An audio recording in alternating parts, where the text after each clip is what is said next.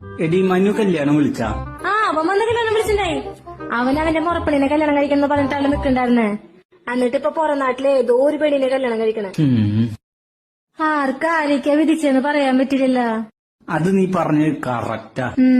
ഇപ്പൊ നമ്മള് ദൂരെ ഒരു സ്ഥലത്ത് പോകാൻ ബസ് സ്റ്റോപ്പിൽ ബസ് കാത്ത് നിൽക്കും. അപ്പൊ ആ സ്ഥലത്തേക്ക് ബസ്സേ വരില്ല.